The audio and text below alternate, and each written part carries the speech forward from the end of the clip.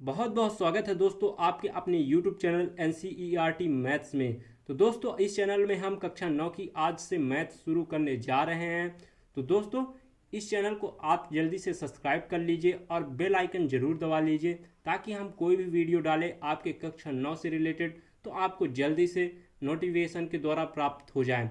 तो दोस्तों शुरू करते हैं आज का वीडियो। तो दोस्तों आज हम अध्याय 1 के बारे में बात करेंगे जिसका नाम है संख्या पद्धति। दोस्तों संख्या पद्धति है क्या? जिस भी पद्धति से हम संख्याओं को लिखा जाता है और उसका मान प्राप्त किया जाता है उसे क्या कहते हैं? संख्या पद्धति कहते हैं। तो दोस्तों संख्या के कुछ प्रकार होते हैं, तो उन प्रकारों के बारे में आज हम बात करेंगे जो आपके कक्षा 9 में दिए गए हैं। तो दोस्तों हम देख लेते हैं कि आज हम संख्या पद्धति में क्या क्या पढ़ेंगे, यानी नंबर सिस्टम में क्या क्या पढ़ेंगे। तो सबसे पहले पढ़ेंगे प्राकृत संख्या, प्राकृत संख्या। और क्या पढ़ेंगे दोस्तों? पूर्ण संख्या, पूर्ण संख्या। फिर क्या पढ़ेंगे दोस्तों? पूर्णांक संख्या, पूर्णांक संख्या। फिर क्या पढ़ेंगे दोस्तों? भाज्य संख्या। फिर अभाज्य संख्या।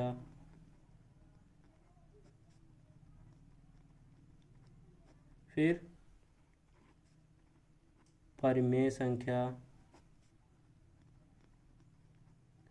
फिर क्या पढ़ेंगे? अपरिमेय संख्या।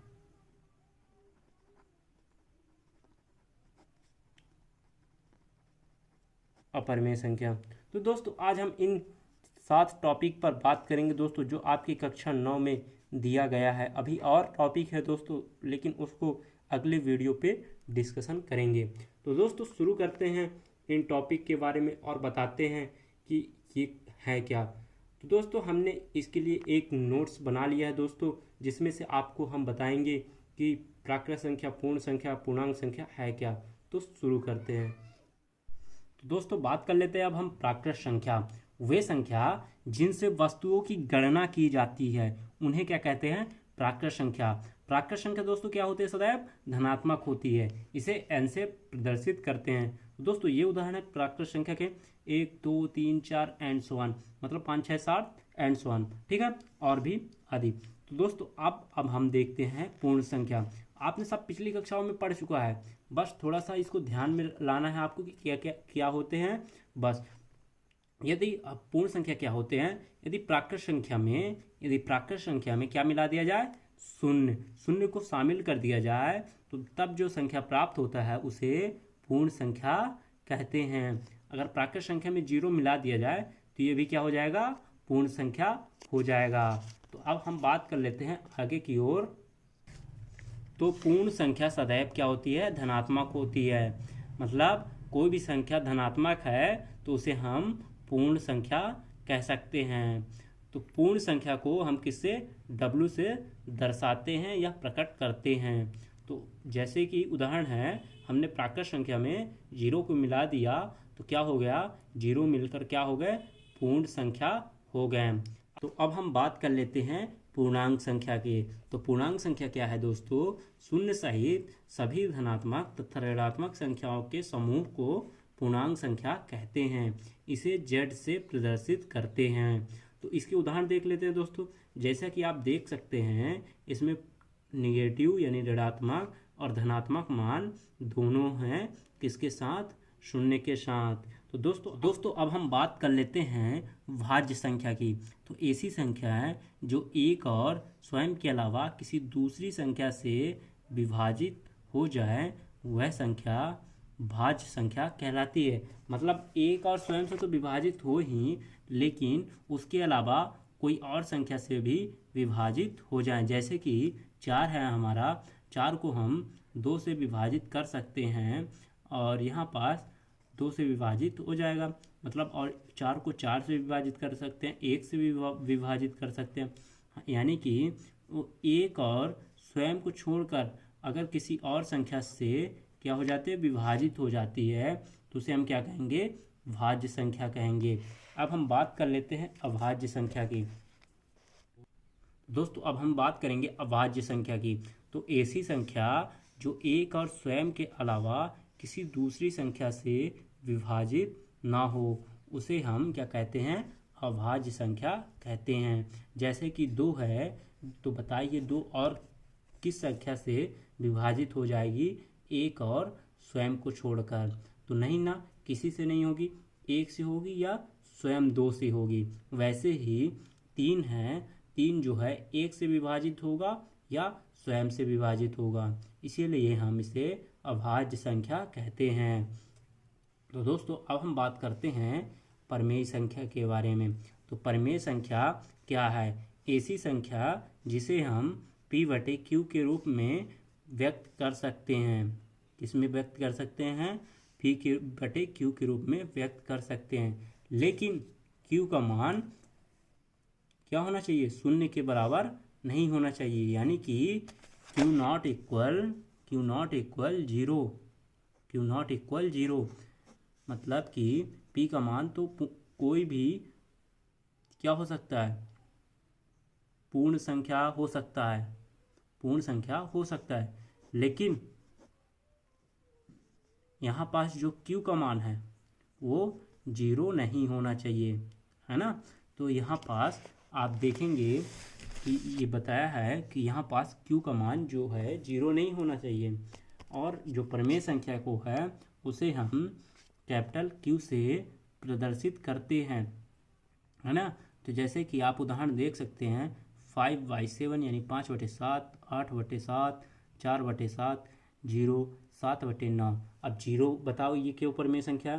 क्योंकि 0 जो है 0/1 क्या होता है? 0 होता है। तो हम ये p है, ये q है, हम इसे q के मान में तो नहीं रख रहे हैं 0, p के मान में रखें।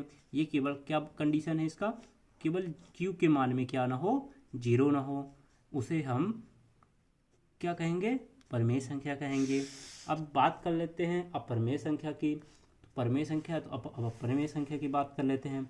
अपरमेय संख्या क्या है? ऐसी संख्या है जिसे हम p/q के रूप में व्यक्त नहीं कर सकते, उसे क्या कहेंगे? अपरमेय संख्या कहेंगे। हम कोई भी पूर्ण संख्या को किसमें व्यक्त नहीं कर सकते? p/q के रूप में, तो उसे हम क्या कहेंगे? अपरमेय संख्या। तो दोस्तों और भी कुछ संख्या हैं जिसे हम अपरमेय संख्या कहेंगे। जो संख्या पूर्ण वर्ग संख्या नहीं है वो सारी संख्या अपरमेय संख्या कहलाती हैं। जैसे √2, √3, √5, ऐसे ही बहुत सारी संख्याएं हैं जो पूर्ण वर्ग नहीं हैं। तो आप बताइए क्या √4 को हम अपरमेय संख्या कहेंगे? नहीं, क्योंकि इसका वर्ग है, इसका वर्ग क्या है? 2, इसलिए हम क्या कहेंगे? इसे ये पूर्ण वर्ग है, इसलिए हम इसे परमेय संख्या कहेंगे। तो दोस्तों क्या बोला है? जो पूर्ण वर्ग संख्या नहीं है उसे वो सारी संख्या अपरमेय संख्या होती है ना। अब दोस्तों अब हम बात कर लेते हैं और कुछ हैं जिसे हम अपरमेय संख्या कहेंगे। अखंडित अनावर्ती संख्याओं को अपरमेय संख्या कहते हैं। जब हम किसी संख्या में किसी का भाग देते हैं तो हमें भागफल ऐसा प्राप्त होता है कि वो ना कि रिपीट होते हैं, वो तो ना तो रिपीट होते हैं और ना ही पूरी तरह से विभाजित होते हैं। उसे क्या बोलते हैं? अखंडित अनावर्ती, और आशांत अनावर्ती भी बोलते हैं, आशांत अनावर्ती दशमलव भी बोलते हैं। उसे क्या कहते हैं? हम अपरमेय संख्या कहते हैं। तो अपरमेय संख्या के कुछ उदाहरण हैं, आप देख सकते हैं √2, √3, √4, -√2, पाई एंड 0।